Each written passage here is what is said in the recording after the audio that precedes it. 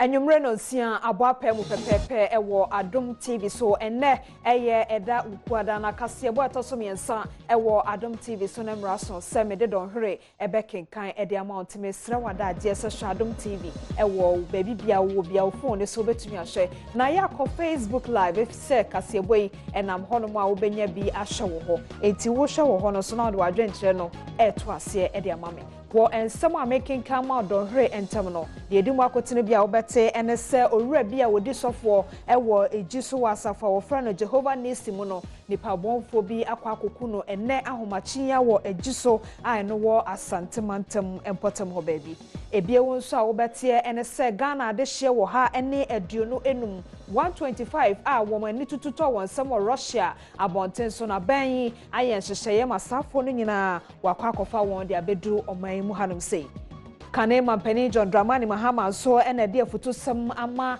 esum akanifo se wo nyina anya nkabom se ne be ya wo mbeta na chi na kabi ma menka bi no se tumi bedi ne nsem a wahye mukena ente sa de a pempenso aban we no wo de mamwo no kono de ekodi chim we ena dwede mu nsem agudie mu nsem amanoni mu nsem na afa ni gidie mu nsem ene won so waje nkyere ekabom mane ye don hwere kasebo medin de ma mekira diamond abusua memoajo mesra otwa mesema mebaya chance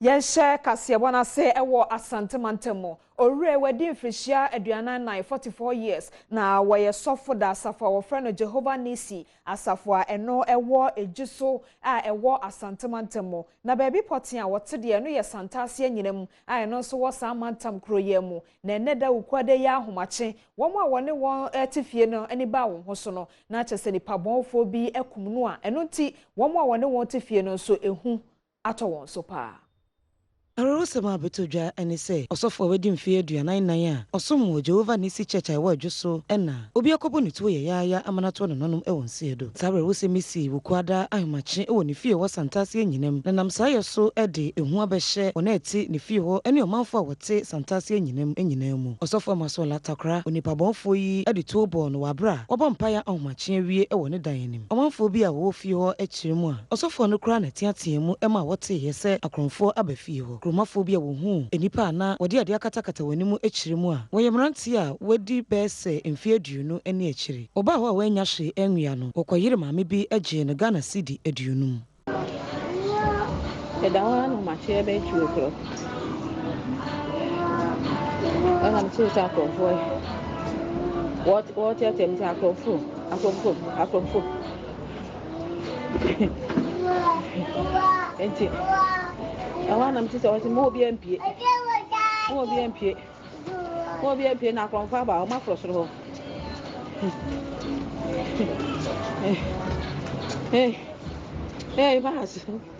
mas hey azati mami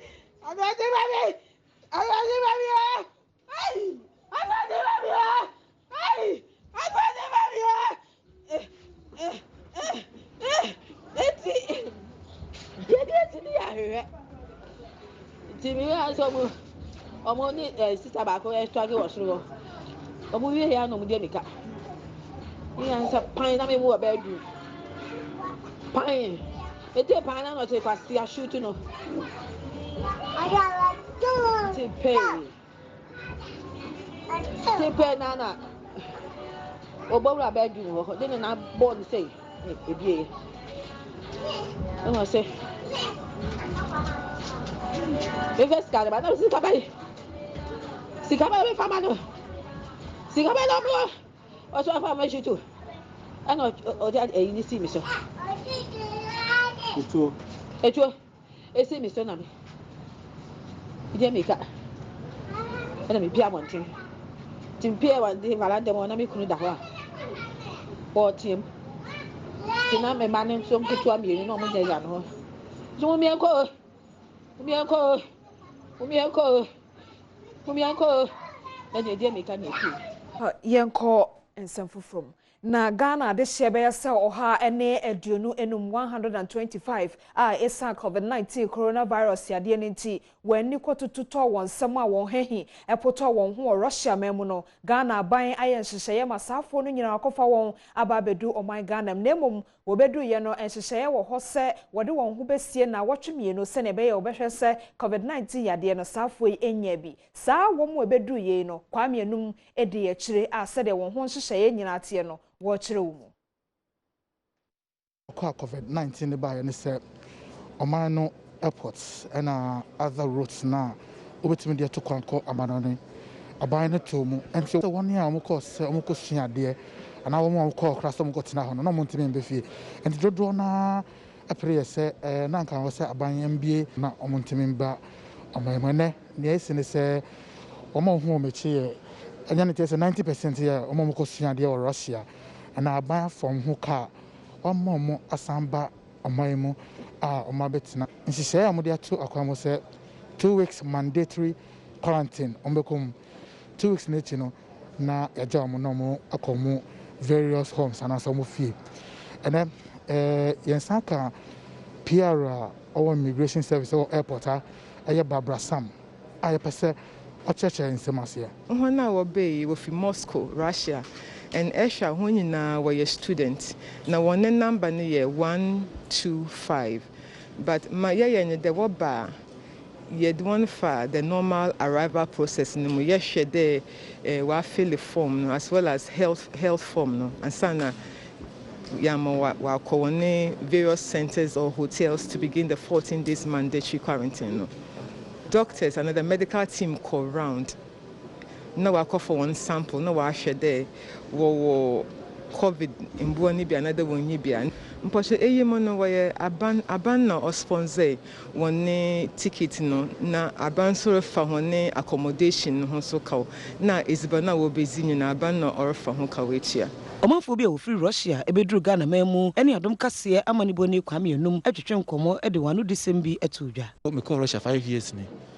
And I think say macho kakra na eba se ne ebe ebedru ano na ayu pro kakra ewom se ne arrangement no se ne ebe hyehyeye no na ye mpanifo no me yehu adipok potia ewom but me kakra no omo chet na se yeah safety say I will do ye and here omo observe social distancing near observe protocols yan horo yen science share mask na omo de ebeko baby ebe quarantine on be test o ya positive ye de obeko treatment center negative obe ye be quarantine for 14 days tie wo ho na nwumre no mo de betu mo say ye nya anko Saturday no afedi ye de ko Tuesday enti omo wo ekrofofo na omo ba na omo nyina amra na omo aha hotel amaye ya ye ko de me free ti omo de Ghana fo nyina ekogu ho ye doson pa ye nya ekogu ho ena afi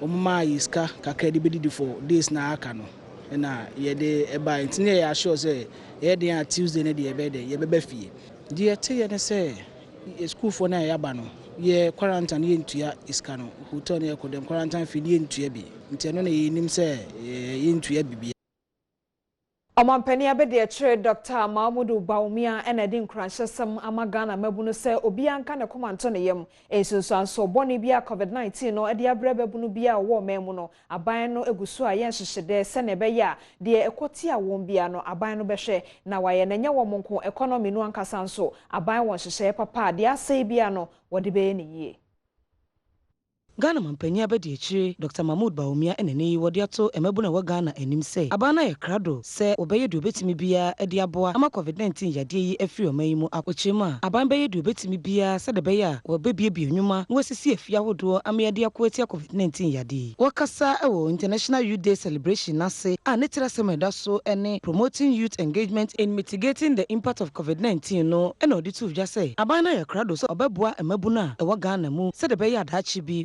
The youth are the future of this country.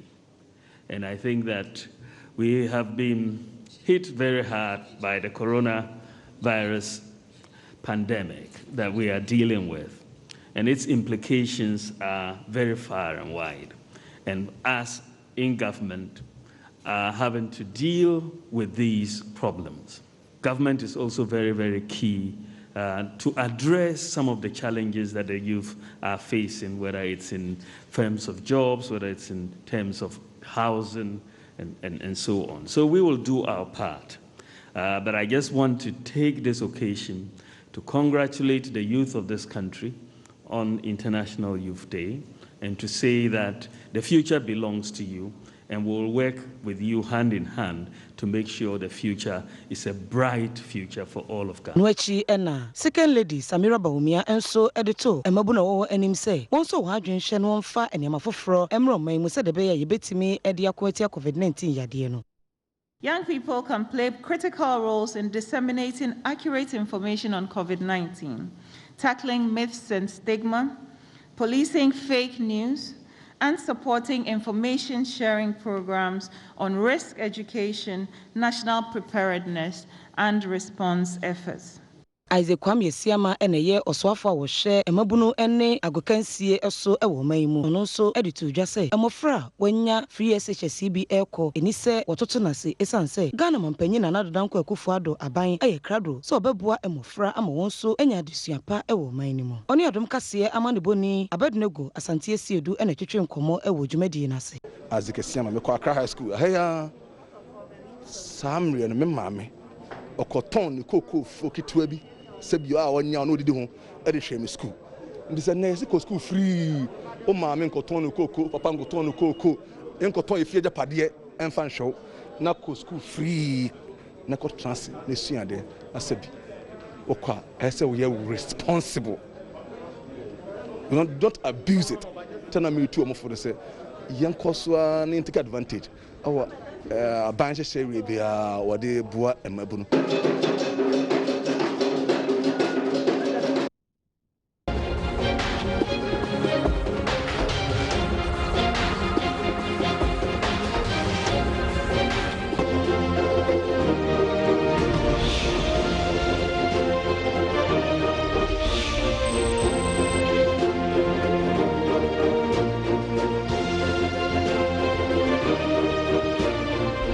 Kokromoti power monsema na edu so ewo kasie yimo na National Nasara Coordinator edema NPP anase New Patriotic Party amanyoko no ene Alhaji Abdul Aziz Haruna Futa na ne nsem bia wo kan se kan mampani John Dramani Mahama enfie nwotwe a obedi mampani wo Ghana no wamfa wo mawfo ati Zongo anya hwe na saafo no won hu hia no enti ne ekoba ye apani kan sansem no ne nkyeremu ne National Nasara Coordinator edema MPP amanyoko no Alhaji Abdul Aziz Haruna Futa ene ne wodi atudwa say opanyipa woda NDC amanyoko na no kane mampanyi John Dramani Mahama obetina adwam emfie nwotwe no oyi nani edema omanfo wo Zongo ochiremu a kan Dramani Mahama ene NDC amanyoko no omani nyi ho say Zongo nkra hodo no wodi mpuntu obi abebem ne senti ena wobaye wampa mu akra nyi mpuntu nyuma bia e wo Zongo nkra hodo mu no odi sansem wetu dwa wabra obodwa e wo nkwanta south a na ode ebontoa aboabo nipa no ede ama afimpinu ne aduonu abato a yebetui. The first thing John Mahama, Mr. Mahama, AMI said, one, as I said, or cancel all the benefit, ye benefit as Zongo people, nini na okemu. Okase, Zongo Development Fund, Astro Tefs na yesisi wo Zongo nina no, yen kwada bebo wo so no, o si ehia. School yesi osi Zongo for ye enye school na yepe. But listen, His Excellency Nana Adodanko Akufo-Addo. Ye tro wasi ya yemba etro wasi no. 2020 wasi na ye tro na yemba wo school no.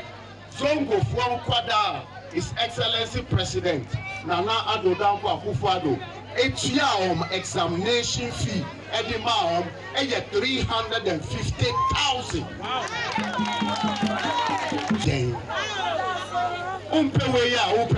Sherifa Secretary Tijani ene ye nipa wo ginem de ma MPP amanyoko no e won kwanta south no so edito manfo anim say afimpenu ni abato a yebetu a wo kwakọ gina se mrahye bedwani wontomo no se de be ya odi mpuntu ebeba kro ni mu enye challenge ni bibia na ye bisra because I say Zongo your politics I say challenge for bisra obia Michaela Niemfa no ba ko. Upo bi wona nipa ne ntiase a nya abotre na cheche ni mu. Ne mani hu se enua ba na aba. Yes, yeah, the yenya ye ana. Ti mo be nyina yenya no ba ko ne amo no. Non ko pri bi papa bi famre. Ana be boa. Yes, Zongo community there were challenges papa. Krakra ena ema adom frefo Olivia yawa aglago enso de to ema wo nkwanta south enim se won fo ho de nyina entai Ghana mampanyi na nado dankwa akufo ado ene MPP amanyo no achi se de be ya omanfo wo ti enso ebenya mpuntu nyuma bebre.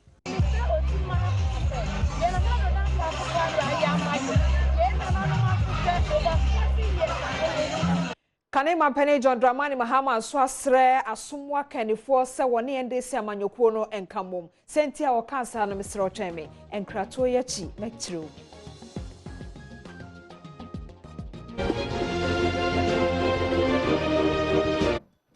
Abusiameda se ene wadaje metu akokromoti power mu ensem ne so amaw Ghanaian Penny John Dramani Mahama ene de ato asoma hodo akanifo a wowo omanyi anim se sa asoma hodo akanifo yina no woni ndesi amanyokuo no enka wontoma ensiani se ne beya omanyi kabi mamenkabi amamuo no a eya agensemo ewo sa abanwe amamuo hyehyeye ho no won begye si hoyi Franketufo Emma NDC amanyuko no John Dramani Mahama e de atuja say sorry a ewo Ghana nyina no won sorry na won ka won ho emom se de be ya oman mu eye ade a wo frɛ no kabima menkabi no ebetimi etumpon wo de sa ensem yi atuja wo bra wo hia empanyimfo bi a wo sorry mu ene won etwetwe nkomo. The future generation of young people that we are nurturing, teaching and preparing to take over from us have been deliberately perverted because of the insatiable desire to stay in power at all costs. Almost everything that we had as a people, as a country, we had held dear and sacred, are intentionally being corrupted in furtherance of selfish political ends. But my brothers and sisters, no matter where we have belonged on the political divide, this is a time for us to unite and act together to save our country. We cannot sit silently and look on as our nation slips towards decadence and dictatorship. It is not about me, John Mahama. Indeed, it's about Ghana. Indeed, I've received complaints from men of God to call government to order, and it's unfair treatment and sometimes targeted attacks on them for speaking out against injustice. Jumtani Emma NDC amanyuko no Samuel Ofosu Ampofo eko nhyiamu asibi na wodi nsem sei ene tuja. Na ye gidi say ya maame Professor Jane na no pokwa jima na juma so no waye as minister, as first vice chancellor of a public university, as a chancellor of Africa University any nyuma kase a waye nim dio wo no obetimi de abeboa ama ye politics no ani adane kakra ama ohyewa ye bo ayi ni ade no obaba mu a em say obema watu nso aguso mu a ye politics no so no fresh air bi abam. Assemblies of God Asorico no penny Paul Frempon Manson Eddie enchiemu sei na ato ensentro for enim efa enchiemu a okohie yi ho. Yewura new political season ya prepare say beto aba me pesa kana fo nyina ate ase se asofo ene hemfo ene society leaders no ye ho say be hwesa asomdua ne odo ne koro ye beba o manum enu ntie nyina ho ma party bi ni enye party bi nso so kasamafo endi se NDC for buy and chair ye beji o ma wa tu ni enu o mu akasa se de o man le bekoso NPP ba ye beji o ma wa tu CPP ba ye beji o ma wa tu PPP ba ye beji independent candidate ba ye beji sanyema enye koso o manu mu a ye beka ho asem edi esre media any politicians so o motisa Emma omum putu into any corner na fei nsem bie fa ho a enye fe enye emma Omayimo edumekwa a wohwe abato ho nsam so metre electoral commission ebo amane se enipa baye se opepedun sia chiriponkron 16.9 million a nanu ya abato di nchiro no wode won ho ehyemu no wankasa to won bo ase ede wani atofo mahu se nipa ne bi wo ho a wochiro won din a won mra nso se obechiro won din ene binom so ho no a womo enye Ghanafo womo ya hoho na safo no nyina wo hye oman Ghanafo bo se obeyi won nyina din afrim. abato komisan eye ensentwofo nhyiamu na wode ensam ato omanfo animu se eye edintro krata wo ye e wo Ghana man mu no sesi ase wukoma edin a ewom no bebre ne wom a wonduru emfi a esese wo tro wondin na wosan ede atudwa se eye Ghana fo a wakoka obi man so a enam yade coronavirus nti wantimi ama Ghana hanom no se wo beduru a waye enhyehyeye egu honom a wobema obia atro ne din se de be ya ne din be ko edintro krata ni mu. It is evident that most of the challenge cases were from border regions, with the exception of Ahafo. And it gives reason to assume that the challenge cases relate to citizenship issues emanating from the infiltration of foreigners. At a later date, we will shed more light on our findings. The Commission is mindful of the infiltration of foreigners at a number of our registration centers.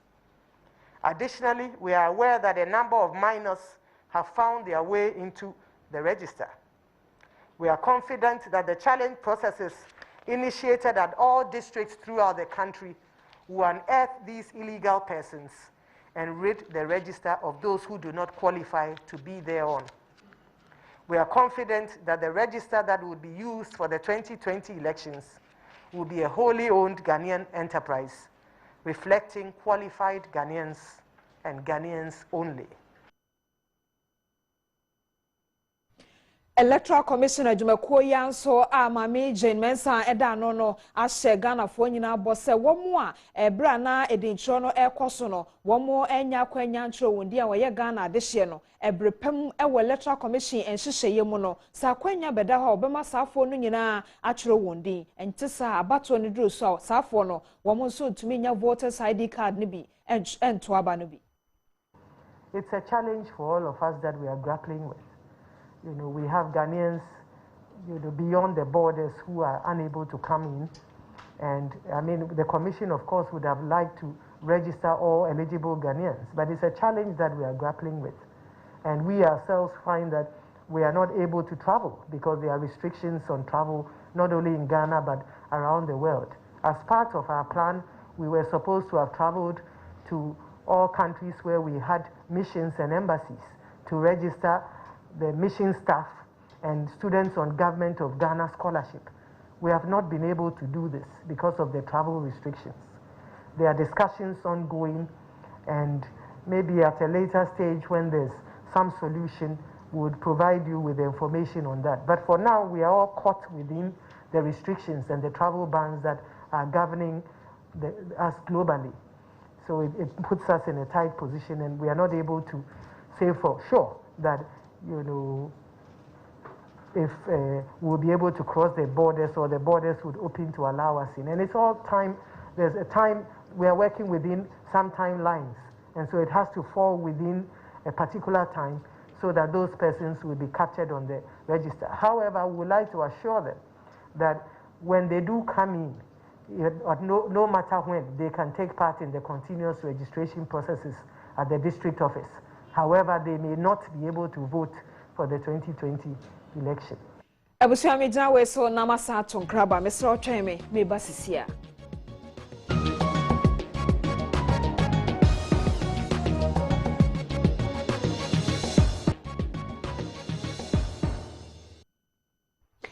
Ejode monsem ena edruso Wotiri Ye Lotteries adwumaku a wonso waba na ne hia na se wo number no ebebo ene na chese Wotiri Ye papa na krachi ena ne tiri aye ne din ene Bashiru Bakari wayekuani ewokura wofre ho se Agokansie na *787 *787 # wono eboye ne se Wotiri Ye no sika wode edimu nkunim no Ghana cedi no empem aduo no 20,000 Ghana cedis.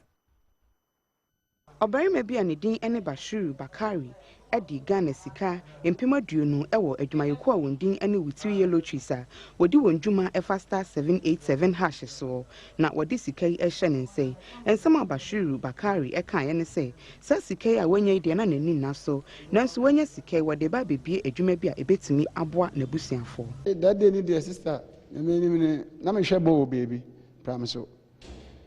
Your friend born no cry man hwempa me free home minim time me didru fi tese na mani ajabro so that day na me ne brother na kasa no me who the name yam humpo. The name near Javros and Nijek Siamama, say Matmanis Kebisi or my brother, mamma, do about him.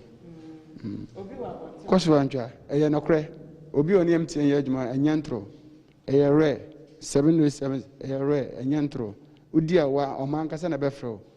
No, or my congratulations, or Wabajusika, dear no cray, and Yantro. My business kakra manisu na ibi stock kakra na mafa phone so gum tina no ho adwuma na nanka me yanzu na wo ya bebo me de nyame na me na sentime me bie me store no na ma afa phone so na gum na masa tesameton. Openya oda customer experience ano ewo adwumayeko yi mu Richard Banfo de ensem ato Adom kase enimu se eye memne da edi enimu yi wodi sika kase bi na ato so a esom Ghana sika empema hanum ene enwotwe ne sa nti omanfo a wopese wode won hu ehyem no won sha sesesi a 787 lottery no yem stress amanfo bebre eye wo phone number na wode ball lottery no nti ehu hia se obe gese akọ ha adadwe hu se number be na bebo endeni ochina da bi de hu hia your phone number sa o phone number no last end digit no ebo a we di sika no ade kese a ensi wo Ghana ene ba besi eye Saturday a ebe wo ho akonya se obedi 508,000 Ghana cedis ade ba ko pe na obetima ye di aska na eye very simple fa wo phone na dial *787# net ticket na nya wa akonya ne di asika we na mom kan na hu se aside sa unique prize no any jackpot value na wo no there are many prizes ema obibia obedi sika ahodo bebre na ticket bia so ewo ho akwanya se ebedi sa sika we na mom kai se ye fa lot number se a unique prize na wo letter ne match a we di jackpot no obia wo ho akwanya nti fa phone na so bobi sisia enti mekai obi o se wo de wo ho be se Wotiri Ye Lotto adwumadi anim no number se wo bo no eye *787# *787# na wo de wo number no ato aso enkunimdie ebe ye odi a mesro twem me ba sisia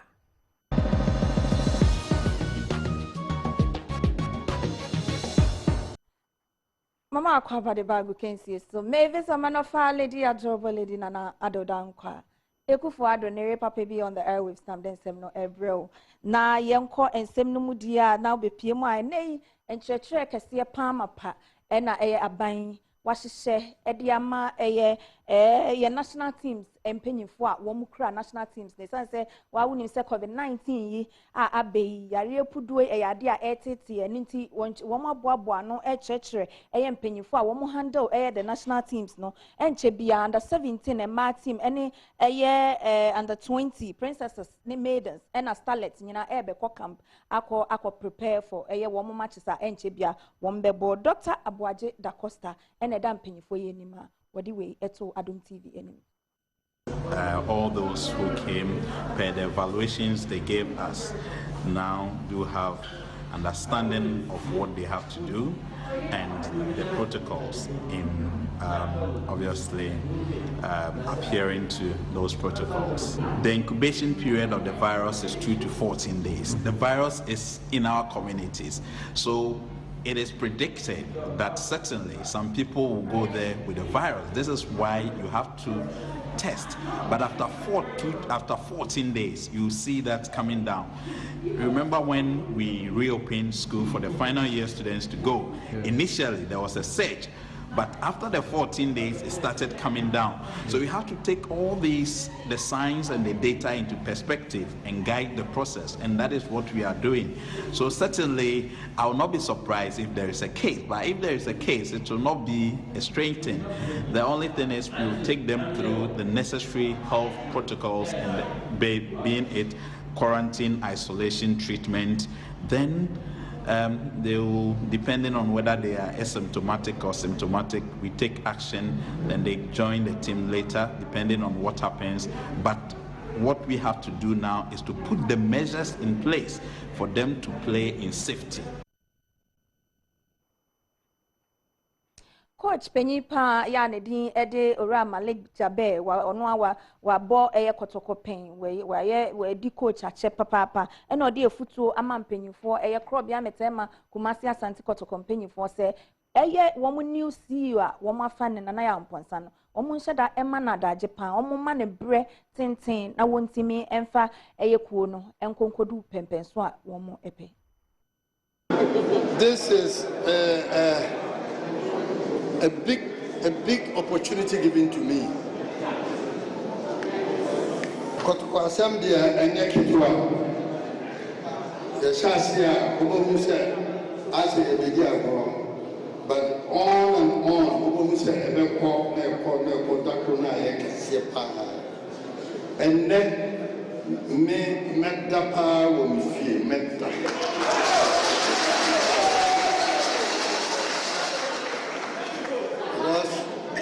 We buy into protocol 1964. As a student, the glimpses of what I came to meet, and then me win. So we say protocol be kosro say nations.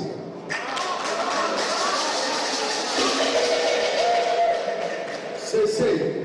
Yenana wayi born amaye. Supporters, omo something very wonderful last 2 weeks. Omo boa all players here. That is true. Hi, see you, Ora Frederick Moore. Through the support Eddie Ama Nanaya Ponsa new ASCO de Makotoko. Now what I say one nuanum kotokofo etim no ekwa enima eboa wo mo so mo so Kenya wo mo enti wogidi say wo mo fa support ema na ya kotoko appointing new CEO me sure say oni wadwuma no ba be pepe from both clubs abo hu kakra na. I don't worry about what Kotoko does. I wish Nanaya, I know him personally. I wish him all the best. And I wish him strength and grace to do as well, because if Hasa alone goes up there and everybody is down there, Ghana football will be the worst for it. Maybe to fan kwama and namfa kakre champion UEFA Champions League semis na so ekoso ene o kase keji wanangasa e wasempa live what the commentary mu ehom e ma papa kutie na Atlanta ene Paris Saint-Germain na e de so china ya wada Leipzig na Atletico so e de so na fiada so be Barcelona ne Bayern na memenda Man City ene Lyon nti matches kakra e baso enie na nsem kakra Sergio Manucho, my international producer, wabuabu no de mami, Emma Martha, ono so editor papa, esemu, Emma me de ebrel no na asidabium, enko enfama mauli wono ene director me Eric Ewetre, Mr. Dodo Munyina ebo mechidom kama. Na bayo aso no a friend nungwa Beyonce die.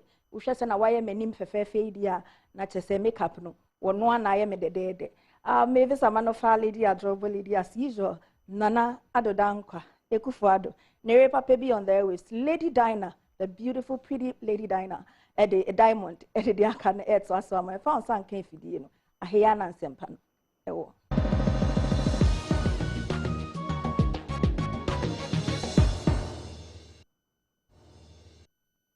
When Nigeria was some so a brantier stone boy, our year Jontonia wouldn't mono, and I says here the SCN in Prenus on say what treat you, and was Sarkodia manager, or also a friend say Angel Town. So now the Kosi ye, I to your chuchino, as I bear more stone boy and I what treat you, was our training Prenus on a munchum. After what venture now was so the Babuacasia no any, na a kiss me, Beneza Japan says she be quiet and our war, or no sonny or the bow say, and peeping Quania Manuko or my gun and moi. Bibi bien who can name and penny John Dramani Mahama Baye ya a so one and ni ono so ne dia ode e baye eno no na o chese mampeni Mahama krakane mampeni Mahama nyesa na so ba mfa so ma e bibi man ko nemum ewiase nyina Regina Enchel enso de ni o se manama Regina mpache o minim de o pache no na akisimi krono aso se nanado nko na woye mampeni afiti bra obedi ade de bia wo de soso bofom enso ne soso dodo a wo de abofom no wo nse dan so ehu adan a wasi eno so dia wode bai na Pastor Mario so se omayajo Pastor Mario wonso yemwajo edawase na Stormboy the ranking o se ono so share kase fi banda Adom TV eye best yedase adwenkyere no de ebedu ye no ena makenkan ede amawono ebusia wesu na meja de kase ne sina meka wo se Pepsodent adaroma ena yede kase ye ne woso adwenkyere no de bro ne wo Pepsodent samenka cho se ubenya kukuduro asere wo bedwamu a agese wo senye na nka so efi wanu ba no eno so ehote enti bomode asa Pepsodent de abribia benya bi wo ho na wo kwa akodan so fa Pepsodent etwi ose we so ena meja de kase no asikase ho aboafo se wa prempe echa ena mauli edireteme Florence siesie me ho Thomas cha camera no ne Mr Diodo ema me light sound MCR ne video editors munyina edamase won so a wo hwe kase na ase kase eye wo dia Martha Akwa Krentel ena se mu maye nyame omaye chena me de ma me chira diamond